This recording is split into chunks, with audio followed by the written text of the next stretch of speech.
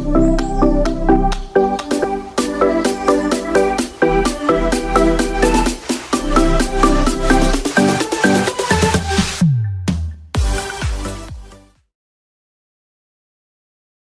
Next configuration है वो है that is common emitter configuration. अभी हमने पीछे क्या पढ़ा था, कॉमन बेस कॉन्फ़िगरेशन, जिसमें बेस क्या था, वो कॉमन था, किसमें, इनपुट और आउटपुट के लिए। क्लियर। अब इसमें नाम क्या आ रहा है, कॉमन एमिटर कनेक्शन और common emitter configuration. It means जो एमिटर टर्मिनल है वो इनपुट और आउटपुट दोनों के लिए क्या होगा, कॉमन होगा। Okay, so the common emitter terminology is derived from the fact that the emitter is common to both the input and the output sides of the configuration। ये डायग्राम में बहुत ज्यादा क्लियर है। देखिए ये जो टर्मिनल है वो आपका बेस है, और ये वाला जो टर्मिनल है वो emitter, and this is collector. ये कौन सा ट्रांजिस्टर यूज किया गया है, पी से एन की तरफ करंट फ्लो होता है, तो दिस इज एनपीएन ट्रांजिस्टर। यहाँ पर पी से एन की तरफ करंट फ्लो होगा तो this is PNP transistor. Okay, this is base terminal, emitter and collector.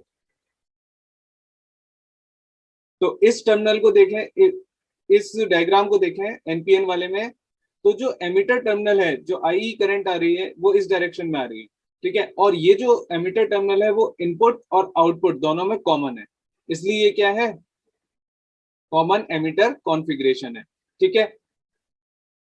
अब जो जंक्शन है बीई, यह हम कह सकते हैं जंक्शन बीई, ठीक है। इसको हमने क्या किया, फॉरवर्ड वाइज किया हुआ है। फॉरवर्ड वाइज कैसे किया हुआ है, देखिए पी टाइप टर्मिनल को हमने बैटरी के पॉजिटिव टर्मिनल से कनेक्ट किया हुआ है, यानी पी टाइप मटेरियल को पॉजिटिव से और एन टाइप मटेरियल को नेगेटिव से। तो ये क्या हो गया आपका, फॉरवर्ड वाइज जंक्शन हो गया। ये जो जंक्शन है जे सी ई या जे ई सी जे सी, ठीक है, इसको देखिए रिवर्स बायस किया हुआ है, एन टाइप मटेरियल को बैटरी के पॉजिटिव से और एन टाइप मटेरियल को बैटरी के नेगेटिव से। तो ये क्या हो गया, रिवर्स बायस्ड हो गया। क्लियर।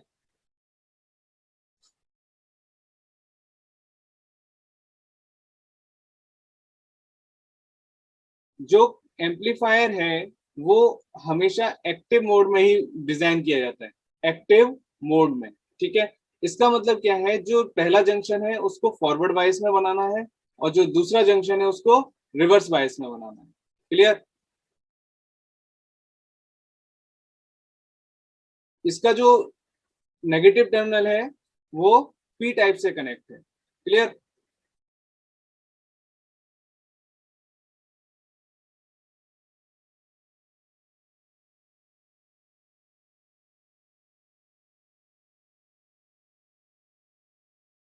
इस वाले टर्मिनल पर देखें, यहाँ पर एन टर्मिनल जो है वो किससे कनेक्टेड है, एन मटेरियल किससे कनेक्टेड है, इसके पॉजिटिव से, बैटरी के पॉजिटिव से। और जो पी टाइप मटेरियल है वो किससे कनेक्टेड है, नेगेटिव से, इसलिए ये रिवर्स बायस में होगा। क्लियर। यहाँ तो आपको क्लियर दिख रहा है, ये पास पास है इसलिए आपको क्लियर हो रहा है ये, लेकिन इस वाले जंक्शन पे बैटरी कनेक्टेड है, वो आपको थोड़ा कंफ्यूज कर सकती है। सिमिलरली इसमें भी आपको ये फॉरवर्ड बायस और ये रिवर्स बायस बनाया गया है, ठीक है। अब सबसे ज्यादा इंपॉर्टेंट यही कॉन्फ़िगरेशन है, क्योंकि मोस्टली एम्पलीफायर्स जब डिजाइन किया जाता है तो कॉमन एमिटर एम्पलीफायर ही डिजाइन किया जाता है। हम इसकी एक एप्लीकेशन भी पढ़ने वाले हैं, common emitter configuration as a CE amplifier. Clear. Next बात करते हैं करंट एम्पलीफिकेशन फैक्टर की। Current amplification factor for CE configuration. Okay, C configuration के लिए करंट एम्पलीफिकेशन फैक्टर, हमने बेस कॉन्फ़िगरेशन के लिए जो करंट एम्पलीफिकेशन फैक्टर पढ़ा था that is alpha. Clear. In common emitter connection input current is base current. Input में क्या आ रहा है, बेस करंट आ रही है, आप इस डायग्राम से देख सकते हैं प्रीवियस वाले से। इनपुट में क्या है, बेस करंट है, ठीक है, और आउटपुट में क्या है, कलेक्टर करंट है। तो देखिए output current is collector current.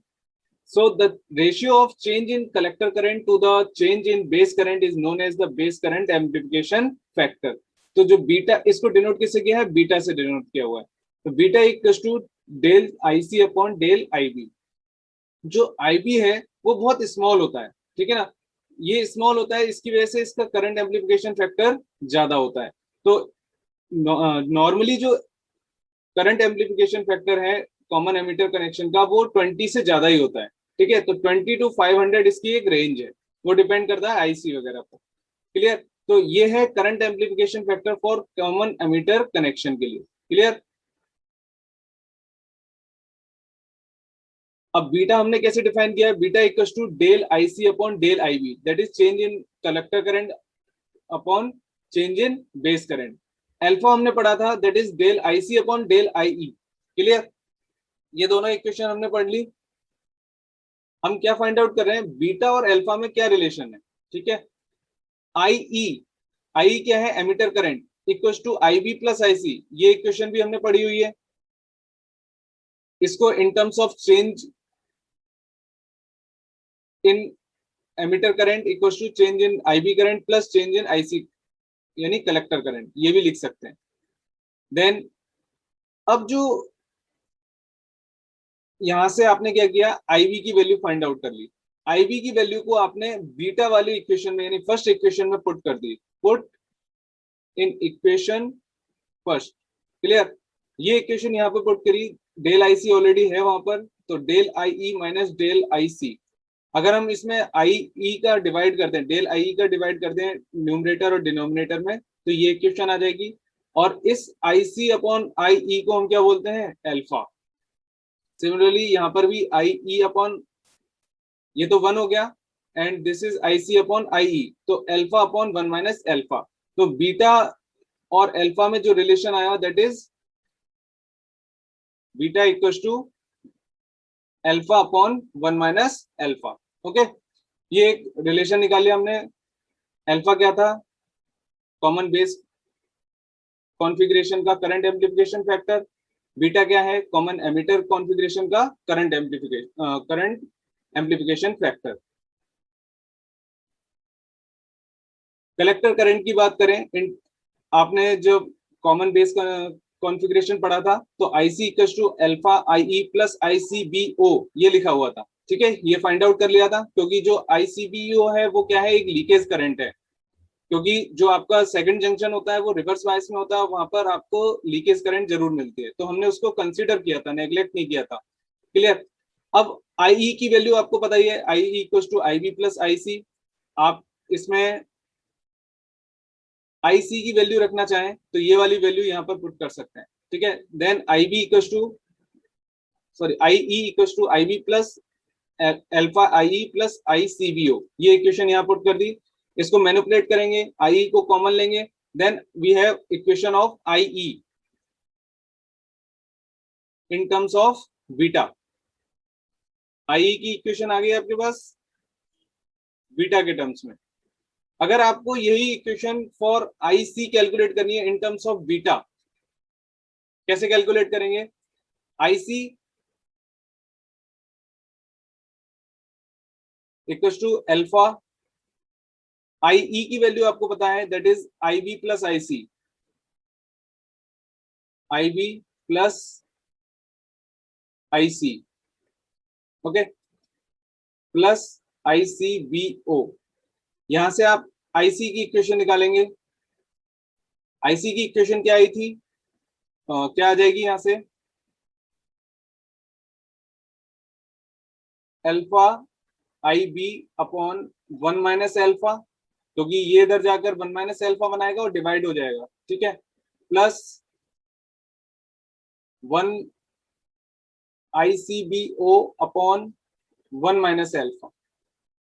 और अभी हमने एक रिलेशन पढ़ा था अल्फा और बीटा का, that is beta equals to alpha upon 1 minus alpha, then I C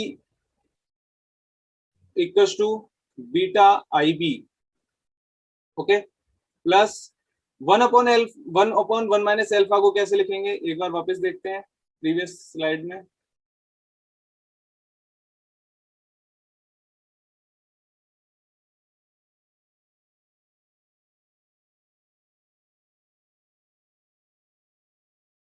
अगर आप यहाँ पर दोनों में ऐड कर दें 1, ठीक है, तो ये बचेगा 1/1 माइनस एल्फा।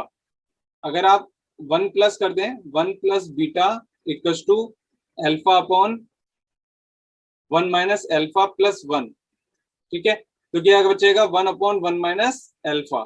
तो 1/1 माइनस एल्फा की वैल्यू क्या आ जाएगी, 1 प्लस बीटा। तो यहां पर वैल्यू क्या आ जाएगी, 1 प्लस बीटा इंटू ICBO। तो ये जो हो जाएगी वो आपकी क्या हो जाएगी, कलेक्टर करंट की इक्वेशन आ जाएगी। क्लियर? ये हो गया कॉमन एमिटर कॉन्फ़िगरेशन की बात। अब हम बात करते हैं इनके करेक्टरिस्टिक्स की। इनपुट करेक्टरिस्टिक्स ऑलमोस्ट आपको सिमिलर ही दिख रही होगी, बहुत ज्यादा डिफरेंस नहीं आता इनपुट करेक्टरिस्टिक्स में। लेकिन इनपुट करंट क्या है, IB, that is in micro ampere, and input voltage क्या है, VBE। तो वही चीज जो प्रीवियस वाले में था कि VB वर्सेस IB, अब यहाँ पर बस वोल्ट वैल्यू चेंज हुई है। क्यों? वहां पर इनपुट कुछ और था, यहाँ पर इनपुट कुछ और है, ठीक है। तो IB as a input current है और VB as a input voltage है। तो यहाँ पर जो इन दोनों के बीच प्लॉट होगा वो आपकी करेक्टरिस्टिक्स हो जाएगी, input characteristics. Okay, IB increases rapidly with VB। VB जैसे ही इंक्रीज होता है थोड़ा सा, तो IB रैपिडली इंक्रीज होना स्टार्ट कर देता है, ठीक है। इट मींस इनपुट रेजिस्टेंस जो है वो बहुत कम है, very small, input resistance is very small, and this is IB almost independent of VBE, almost independent of VBE। देखिए VBE इंक्रीज, सॉरी VCE,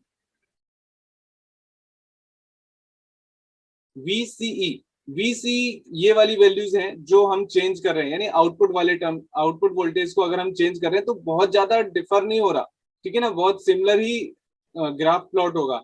तो almost independent of VCE and IB is the range of micro amperes. ये graph में भी show हो रखी है कि ये माइक्रो एम्पियर्स, क्योंकि आपको पता है बेस जो है, बेस रीजन है वो बहुत छोटा होता है, तो उसमें करंट भी बहुत कम फ्लो होती है, इसलिए ये माइक्रो एम्पियर्स में है, ठीक है। ये तो हो गया आपके input characteristics of common emitter configuration.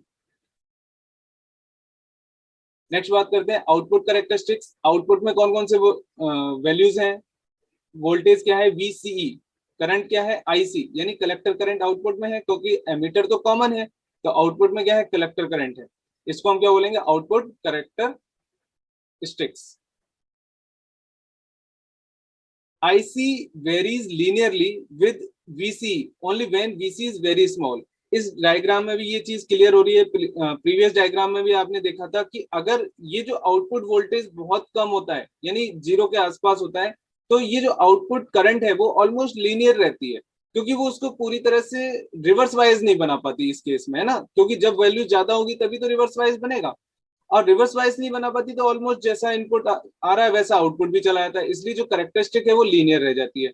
लेकिन जैसे ही हम इसको इंक्रीज करते हैं, ये जो IC है वो ऑलमोस्ट कांस्टेंट होना स्टार्ट हो जाती है। ये डायग्राम दिख रहा है कि ये ऑलमोस्ट कांस्टेंट हो रही है, ठीक है। तो जब VC इंक्रीज होता है तो IC क्या है, कांस्टेंट होना स्टार्ट हो जाती है। तो IC जो है वो VC पे डिपेंडेंट नहीं हुई, IC जो है वो VC पे डिपेंडेंट नहीं हुई, वो किस पे डिपेंडेंट हो रही है, जो इनपुट करंट है। इनपुट करंट अगर चेंज हो रही है तो देखिए आउटपुट करंट भी चेंज हो रही है, इसीलिए हमने बार बार इसको हम बोल रहे हैं कि ये करंट कंट्रोल डिवाइस है और current control current source device है, ठीक है। इनपुट रेजिस्टेंस और आउटपुट रेजिस्टेंस हमने पढ़े थे। The ratio of change in emitter base voltage to the change in base current is called input resistance. Input में जो वोल्टेज और करंट है उनका रेशियो क्या होगा, रेजिस्टेंस, इनपुट रेजिस्टेंस। V बराबर IR हम लोग जानते ही हैं। इनपुट में क्या है वोल्टेज, VBE है, आउटपुट में क्या है, सॉरी इनपुट में करंट क्या है, IB है। तो इनपुट रेजिस्टेंस कैसे डिनोट होगा, del VB upon del IB, ये इनपुट रेजिस्टेंस हो गया।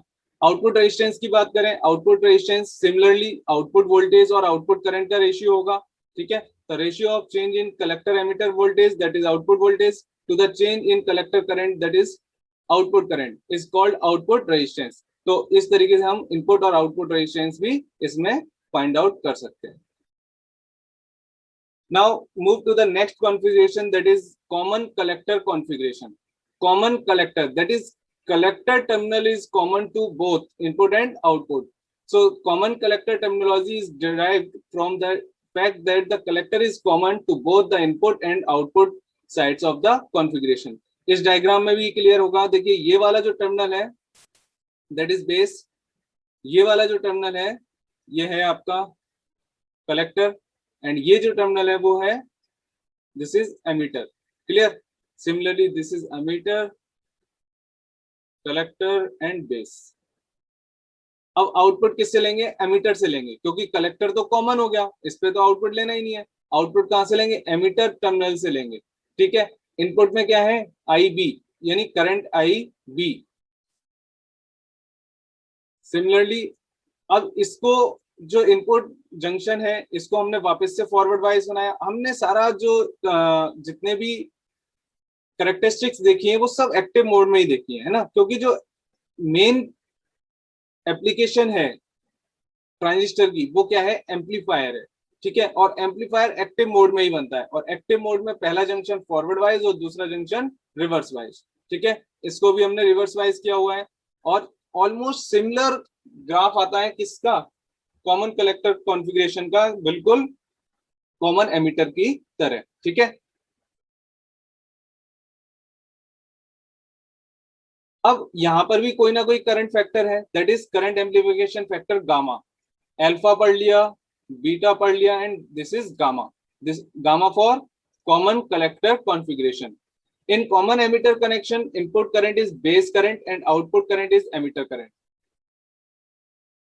This is common collector current. जहां से डेटा लिया हुआ है वहां थोड़ी मिस्टेक्स हैं, इग्नोर करके चलते हैं। In common connection, common collector connection, input current is base and the output current is emitter. अभी हमने डायग्राम में भी देखा था। So the ratio of change in emitter current, that is output current, to the change in base current, that is input current, okay, is known as the current amplification factor in common collector configuration. So gamma is denoted as del IE upon del IB, change in emitter current and change in collector current. इन दोनों का ratio क्या होगा? Current amplification factor होगा। This circuit provide same gain as C configuration. Gain भी क्या रहता है? Almost same ही रहता है जैसा कॉमन एमिटर कॉन्फ़िगरेशन का, इसलिए डेल आई बराबर डेल आई सी मान लिया जाता है। ठीक है, वो रीजन इसलिए है कि ये बहुत ज्यादा डिफर नहीं होते। ठीक है, तो आई कंपैरेटिवली ज्यादा होता है, बट हम इग्नोर भी कर सकते हैं उसको, क्योंकि जो बीटा है, बीटा क्या है? Del I C upon del I B, यही तो बीटा है।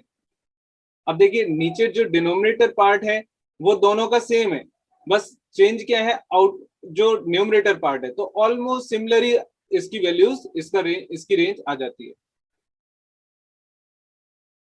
अब relation between gamma and alpha. Gamma क्या है? Gamma is del I upon del I B, ये अभी हमने पढ़ा। अल्फा हम ऑलरेडी पढ़ चुके हैं, del I C upon del I E. ये इक्वेशन आपको पता ही है, इसको चेंज इन एमिटर करंट के टर्म्स में लिख लिया, आईबी की वैल्यू फाइंड आउट कर ली, और आईबी की वैल्यू वापस से इसमें पुट कर दी। Then gamma equals to alpha, sorry del I E upon del I E minus del I C. अगर आप आई से डिवाइड करते हैं तो क्या होगा? 1/1 minus alpha. So we have gamma equals to 1/1 minus alpha.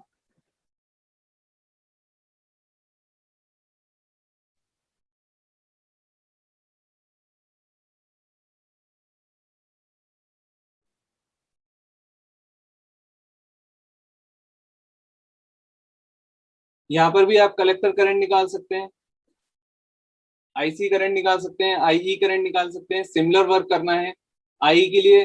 अभी तक हमने क्या है? आईसी कलेक्टर करंट निकाल लिया, आईई कलेक्टर करंट निकाल लिया इन terms of alpha and beta. इसमें अब आप ऐड और कर सकते हैं अल्फा, बीटा और गामा, इनके टर्म्स में भी आप ये वैल्यूज फाइंड आउट कर सकते हैं। वर्क सेम है, करना क्या है, IC equal to alpha I plus I B ICBO, आपको पता ही है। या तो आप एक काम करें कि आईसी की वैल्यू यहाँ पुट कर दें तो आई ई की इक्वेशन आ जाएगी, ठीक है। या फिर एक काम करें आई ई की इक्वेशन यहाँ पुट कर दें तो आईसी की इक्वेशन आ जाएगी। लेकिन आप जिसकी टर्म्स में फाइंड आउट करना चाहते हैं, जैसे ये इक्वेशन बनी 1/1 - अल्फा 1/1 - अल्फा, तो 1/1 - अल्फा क्या होता है, गामा होता है। तो gamma I B plus gamma I C B O, that is I E current, collector emitter current, ये हो गई आपकी गामा के टर्म्स में, ठीक है। कौन सी current, I E current in terms of gamma. Similarly आप आईसी कैलकुलेट कर सकते हैं, क्लियर।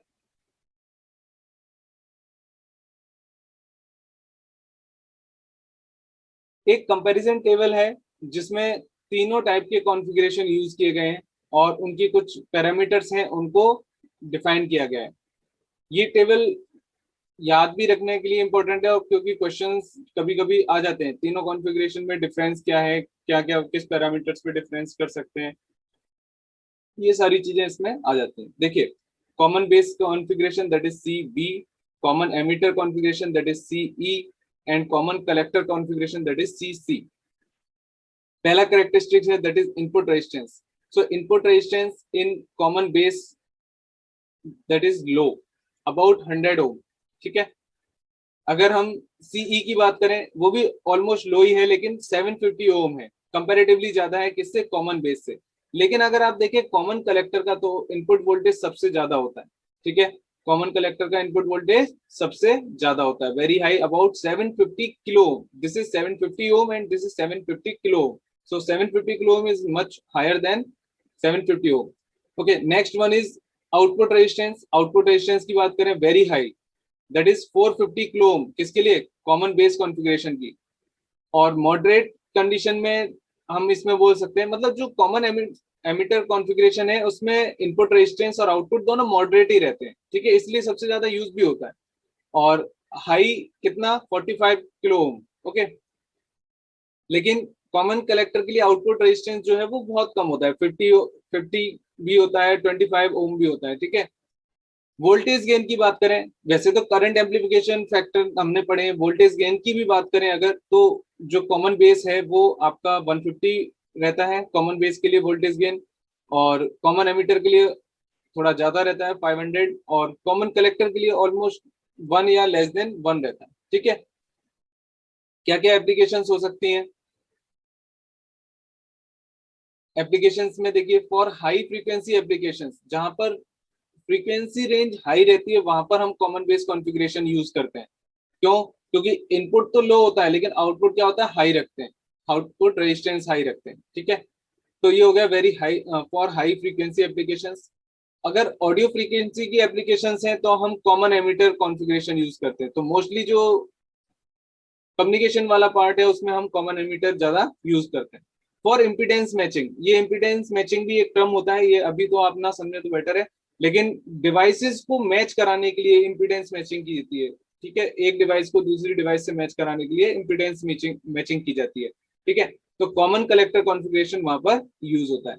करंट गेन की बात करें तो ये जो कॉमन बेस है, आपने देखा था अल्फा की वैल्यू लेस देन 1 रहती है, तो लेस देन 1 है, इसका मतलब वहां करंट गेन तो हुआ ही नहीं, है ना, क्योंकि गेन तो तब होगा ना जब 1 से ज्यादा मिलेगा हमें। और कॉमन एमिटर का जो करंट गेन रहता है वो ज्यादा रहता है, हाई, बीटा क्या रहता है, हाई रहता है। और इसका अप्रिशिएबल मतलब ये भी ठीक ठाक रहता है, इसका भी बहुत ज्यादा नहीं लेकिन ठीक ठाक रहता है काम, क्लियर। तो ये बेसिक कंपैरिजन है between these three configurations: common base, common emitter, and common collector. Okay, now last topic of the unit, that is transistor as an amplifier in CE configuration। यानी अब हम किसी इनपुट को amplify करेंगे, किस configuration में, CE configuration में। अभी तक हमने सीई कॉन्फ़िगरेशन पढ़ा तो जरूर है, लेकिन अभी किसी भी सिग्नल को एम्पलीफाई करके नहीं देखा। तो ट्रांजिस्टर को अब हम यूज करेंगे एज एन एम्पलीफायर। अब देखिए एज एन एम्पलीफायर यूज करने के लिए हम पहले क्या चीज देखें कि हमारा ट्रांजिस्टर सीई कॉन्फ़िगरेशन का होना चाहिए। देखिए ये सीई कॉन्फ़िगरेशन, ये है टर्मिनल ई, ठीक है, that is emitter terminal, this is B and this is collector terminal. ठीक है, ये इस डायग्राम में पढ़ा था। ये आपका हो गया पी से एन की तरफ current, that is NPN transistor. NPN transistor हमने यूज कर लिया। इनपुट में आईबी करंट है और इस जंक्शन को देखिए कैसा किया गया है, फॉरवर्ड वाइज किया गया है, क्योंकि पी टाइप टर्मिनल को देखो किससे कनेक्ट किया है, बैटरी के पॉजिटिव से, और एन टाइप टर्मिनल को किससे कनेक्ट किया है, बैटरी के नेगेटिव से। ये देखें, ये है आपका रिवर्स वाइज, क्योंकि जो एन टाइप टर्मिनल है वो बैटरी के पॉजिटिव टर्मिनल से, और जो पी टाइप टर्मिनल है वो आपके बैटरी के नेगेटिव टर्मिनल से कनेक्टेड है। तो ये हो गया रिवर्स वाइज। और ये दोनों कॉम्बिनेशन क्या कहलाते हैं, एक्टिव मोड कहलाते हैं। यानी ट्रांजिस्टर को अगर मुझे एम्पलीफायर में यूज करना है तो एक्टिव मोड में तो कनेक्ट करना ही पड़ेगा। ठीक है, अब देखें,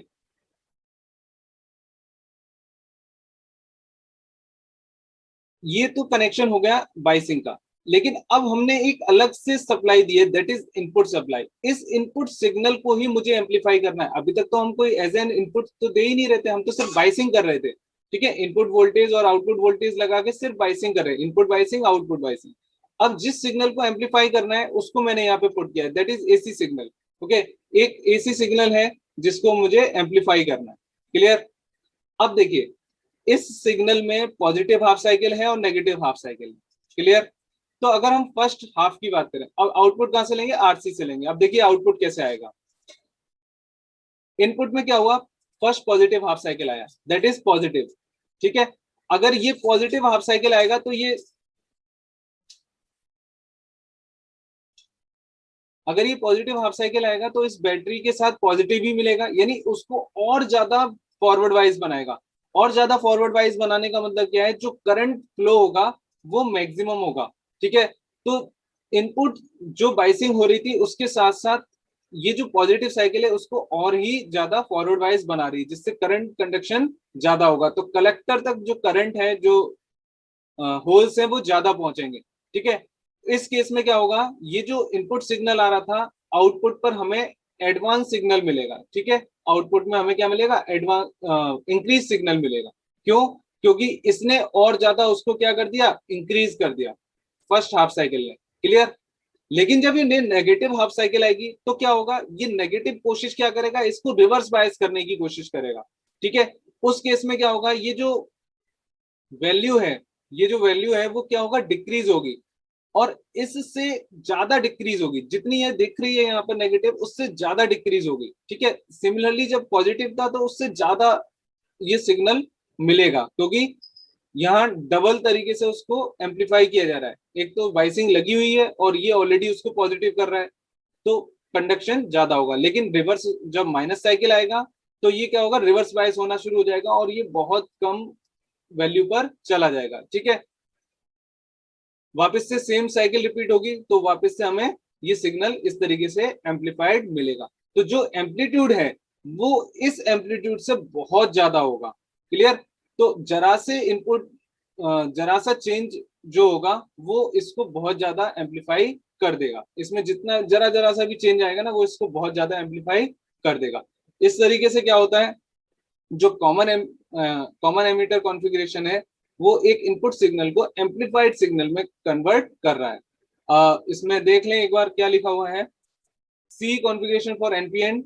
एनपीएन लिखा हुआ, एनपीएन ट्रांजिस्टर है, ये मैंने आपको बता दिया। बैटरी वी बी बी कह सकते हैं या इसको वी बी ई कह सकते हैं ना, क्योंकि बेस और एमिटर के बीच में ये कनेक्टेड है with the base in order to make forward bias and regardless input AC polarity। input AC polarity को हमें ध्यान नहीं रखना है कि पॉजिटिव आ रही है नेगेटिव, बट इसके रिगार्डिंग हमने इसको क्या है, फॉरवर्ड बायस बनाया है। ठीक है, and output is taken across load R, और आउटपुट किसके अक्रॉस ले आ रहा है, लोड रेजिस्टेंस आरसी के अक्रॉस। क्लियर? तो इनपुट सिग्नल हमारा एम्पलीफाई हो गया। बहुत सिंपल सा लॉजिक है, इसका पॉजिटिव साइकिल इसको और भी ज्यादा फॉरवर्ड वाइज बना देता है, या हम कह सकते हैं इसमें करंट कंडक्शन बहुत ज्यादा हो जाता है। ठीक है, और नेगेटिव साइकिल इसको रिवर्स वाइज बनाना शुरू कर देता है, तो करंट कंडक्शन कम हो जाता है। तो दोनों ही पीक हमें एडवांस इंक्रीज फॉर्म में मिलते हैं, पॉजिटिव पीक भी और नेगेटिव पीक भी। क्लियर?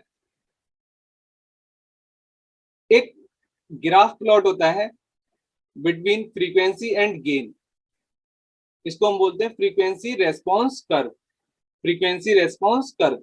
तो किसी भी डिवाइस के लिए ये जरूर प्लॉट होता है कि वो किस फ्रीक्वेंसी पे वर्क करता है और उसका क्या गेन रहता है। तो जो सी कॉन्फ़िगरेशन में एम्पलीफायर है उसका जो ग्राफ प्लॉट होता है वो कुछ इस तरीके से होता है। ये मैक्सिमम वैल्यू है, ये वाली एम एम्पलीट्यूड के टर्म्स में है गेन, ठीक है। गेन है, इसकी यूनिट नहीं है, लेकिन गेन क्या होता है, अब यहाँ पर करंट गेन की बात होगी तो output current upon input current, that is current gain, ठीक है। अगर वोल्टेज गेन की बात होगी तो output voltage upon output current, ठीक है। ए एम मैक्सिमम एम्पलीट्यूड है और A M by root two क्या है, दैट इज